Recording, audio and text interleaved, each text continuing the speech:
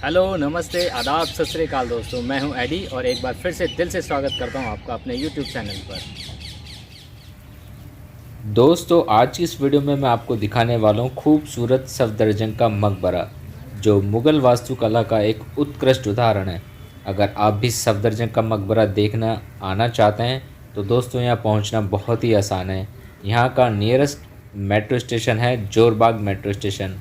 अगर आप बस से आना चाहते तो यहाँ बस से भी पहुँच सकते हैं। यहाँ से कुछ ही दूरी पर 5 मिनट की दूरी पर खूबसूरत लोधी गार्डन भी है और वहाँ पर भी आप खूबसूरत ऐतिहासिक मोनूमेंट भी देख सकते हैं। तो चलिए दोस्तों देखते हैं सफदरजंग का मकबरा।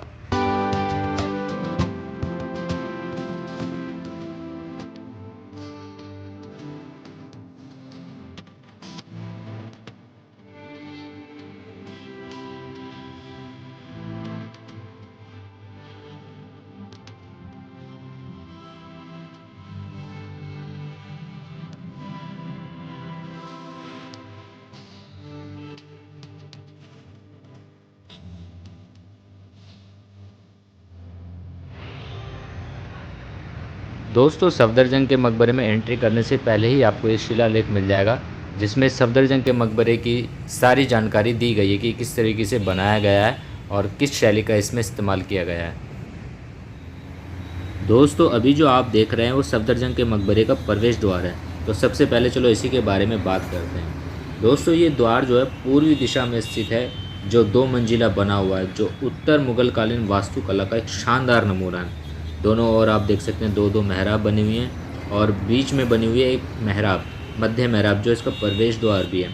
तो चलिए इसको नज़दीक से देखते हैं और इसके अग्रभाग को हम देखेंगे जो बहुत ही खूबसूरत है। ये देखिए दोस्तों इस मेहराब के अग्रभाग को, जो खूबसूरत सुंदर रंगों का इस्तेमाल किया गया है, जो आज भी जीवंत रूप में मौजूद हैं। देख सकते हैं दोस्तों कितना खूबसूरत इसमें चित्रकारी की गई है, रंगों का इस्तेमाल किया गया है।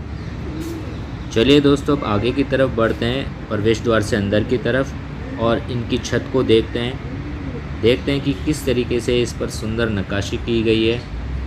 अब जैसे जैसे मैं आगे बढ़ रहा हूँ तो मेरे सामने एक गोल शेप है और उसमें मेहराब भी बनी हुई है, और ऊपर जो छत आप इस समय देख रहे हैं, देखिए दोस्तों कितना बारीक काम है। पत्थर पे कितनी सुंदर नक्काशी की गई है, ब्यूटीफुल। दोस्तों अगली जो आप गुंबद देख रहे हैं उस पर लाल बलुआ पत्थर पे देखो किस तरीके से प्लास्टर करने के बाद खूबसूरत नक्काशी की गई है। बहुत ही खूबसूरत है, बहुत ही बेहतरीन काम किया गया है, बहुत ही बारीकी से काम किया गया हुआ है। देखने में बहुत ही खूबसूरत दिखाई दे रही है ये गुंबद।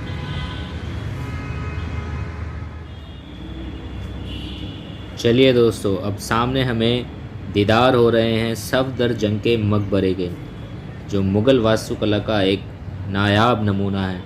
अब जैसे जैसे मैं आगे बढ़ रहा हूँ तो सामने मैं देख रहा हूँ बिल्कुल इसके मध्य में फाउंटेन लगे हुए हैं, पानी की बौछार हो रही हैं दोनों तरफ, लेफ़्ट और राइट में खूबसूरत पाम ट्री लगे हुए हैं। दोस्तों देखने में ये मकबरा कुछ कुछ हुमायूं के मकबरे और दुनिया की बेमिसाल इमारत ताजमहल की याद दिलाता है। प्रवेश द्वार से अंदर आने के बाद आपको प्रवेश द्वार के दाहिनी तरफ एक मस्जिद भी दिखाई दे जाएगी, जो उसी समय की बनाई हुई है। दोस्तों सफदरजंग के नाम को लेकर हमेशा एक भ्रम पैदा होता है। लोगों को यही लगता है कि इस जो सफदरजंग का मकबरा ये किसी बादशाह का होगा, शायद किसी मुग़ल बादशाह का, या तुगलक वंश के किसी बादशाह का, या लोधी वंश के किसी बादशाह का। लोग इसी भ्रम में रहते हैं।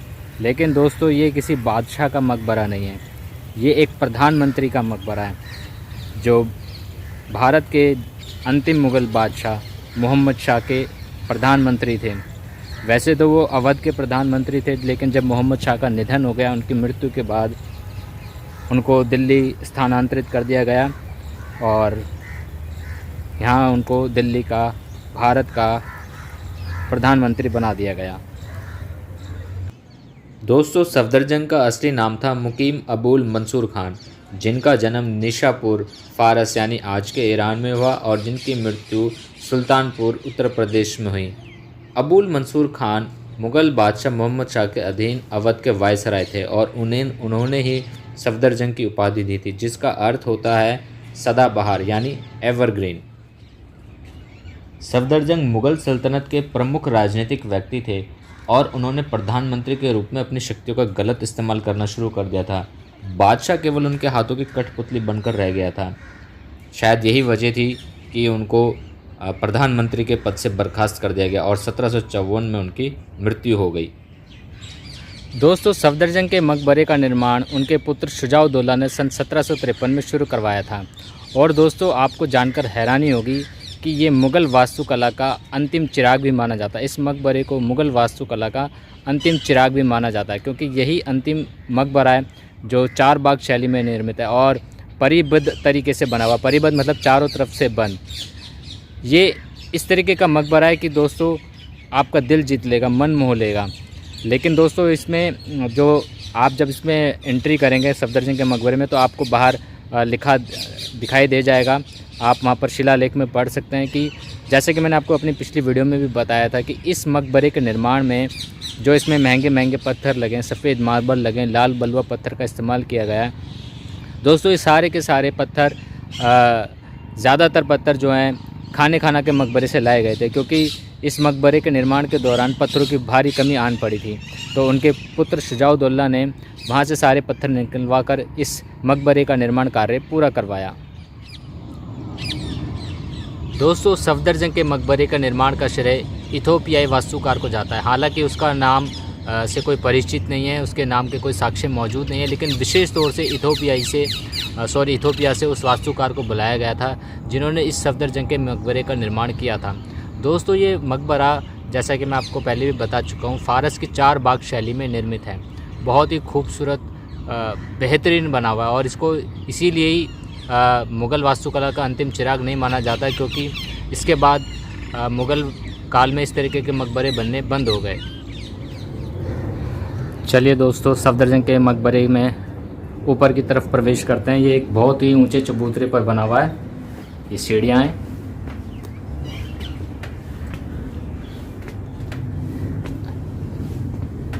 बहुत ही ऊंची ऊंची सीढ़ियाँ हैं। दोस्तों, अब आप देख सकते हैं इसमें किस तरीके से लाल बलुआ पत्थर और सफ़ेद मार्बल का इस्तेमाल किया गया है। एक विशेष बात है दोस्तों, इसमें आप इस मकबरे के चारों तरफ मीनार देख रहे हैं। ये उसी तरीके से जैसे ताजमहल में, लेकिन ताजमहल में जो मीनार हैं वो जो चबूतरा उसके कॉर्नर पर बनाई गई है, लेकिन इसमें बिल्कुल मकबरे से सटा कर बनाई गई हैं। चलिए दोस्तों, अब अंदर से चलकर देखते हैं किस तरीके से ये सफदरजंग का मकबरा बना हुआ है और क्यों इसे मुग़ल वास्तुकला का अंतिम चिराग कहा गया है। वाह, खूबसूरत। ये देखिए दोस्तों, ऊपर छत पर कितनी खूबसूरत नक्काशी की गई है, कितना बारीक, कितना महीन काम है, बेहतरीन काम है, बहुत ही बेहतरीन काम है, शानदार। चलिए अब अंदर की तरफ चलते हैं, जहाँ पर सफदरजंग की कब्र है। ये देखिए दोस्तों, संगमरमर का पूरा इस्तेमाल, वाइट सफ़ेद संगमरमर का।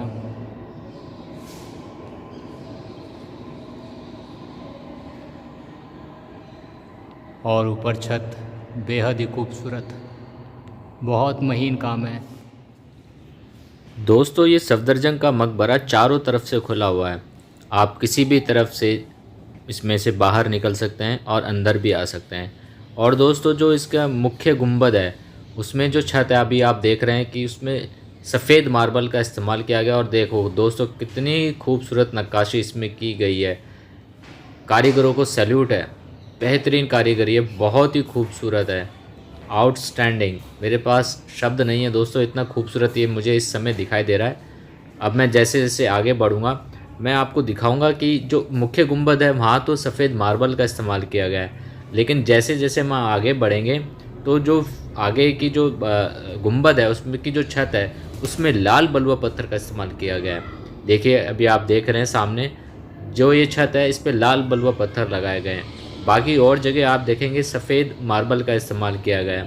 और दोस्तों, जगह जगह आप देख भी रहे हैं मेहराब है, बनी हुई है, रोशनी की पूरी व्यवस्था है, चारों तरफ से खुला हुआ ये सफदरजंग का मकबरा है। और इधर आप एक खिड़की देख रहे हैं, पता नहीं क्या है, शायद तहखाना रूप में ये बनाया गया है। मैं इसमें देखने की कोशिश करता हूँ, अगर कुछ दिखाई देता है। दोस्तों बहुत ही गहरी ये सुरंग है, कुछ स्पष्ट दिखाई नहीं दे रहा लेकिन बहुत गहरी है।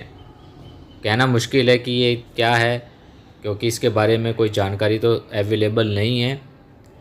अब दोस्तों देखिए, मैं आगे की तरफ बढ़ रहा हूँ और इस तरफ नीचे सीढ़ियाँ दिखाई दे रही हैं जो नीचे की तरफ उतर रही हैं, और सामने है बादशाह पसंद जो मंडप बना हुआ है, बादशाह मंडप जो वाइट कलर का दिख रहा है। और दोस्तों इस मकबरे की एक विशेषता ये भी है कि इसमें चारों तरफ सीढ़ियाँ भी बनाई गई हैं, यानी आप चारों तरफ सीढ़ियों से ऊपर आ और जा सकते हैं। मतलब ये और मकबरों के मुकाबले चारों तरफ से खुला हुआ है, इसमें हर तरफ से सीढ़ियाँ आने जाने के लिए बनी हुई हैं। दोस्तों इस मकबरे में कई मंडप बने हुए हैं जिन्हें अलग अलग नाम दिए गए हैं, जैसे जंगल महल यानी palace of woods, Moti Mahal, Perl palace और बादशाह पसंद यानी किंग्स फेवरेट। दोस्तों इसमें जंगली महल के बारे में पूरी डिटेल लिखी गई है कि ये मुग़ल कालीन वास्तुशैली में निर्मित विभिन्न कक्षों युक्त यह लंबवत मंडप योजना में मोती महल एवं बादशाह महल के सदृश्य ही निर्मित है। इन तीनों मेहराबी संरचनाओं का निर्माण संभवतः पानी का संचय करने हेतु किया गया था। दोस्तों यहाँ पर एक मुग़ल कालीन कुआं भी बना हुआ है जो अब सुरक्षा की दृष्टि से बंद कर दिया, काफ़ी गहरा, बहुत डीप है।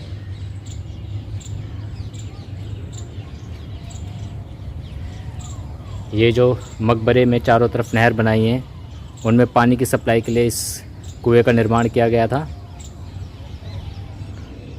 दोस्तों आप देख सकते हैं इसमें पत्थरों का कितना बेहतरीन इस्तेमाल किया गया है, आप देख सकते हैं। और अंदर आपको लाखों ईंट दिखाई देंगी जो ज़्यादातर मुग़ल जितनी भी इमारतें हैं, जितने भी मकबरे या जो भी कुछ बनाया गया है उनमें ज़्यादातर इन लाखोरी ईंटों का इस्तेमाल किया गया था। प्लास्टर ख़राब होने की वजह से दोस्तों ये हमें साफ़ दिखाई दे सकती हैं, क्लियर दिखाई दे सकती हैं। और आप इसमें देख सकते हैं चूने और गारे के चिनाई का इस्तेमाल किया गया है। और यहाँ आप देख सकते हैं छत ख़राब हो गई है, झड़ चुकी है, लेकिन जो इसका बेस है, पैटर्न है, वो अभी भी दिखाई दे रहा है। किस तरीके से इसको बनाया गया होगा, निर्मित किया गया होगा।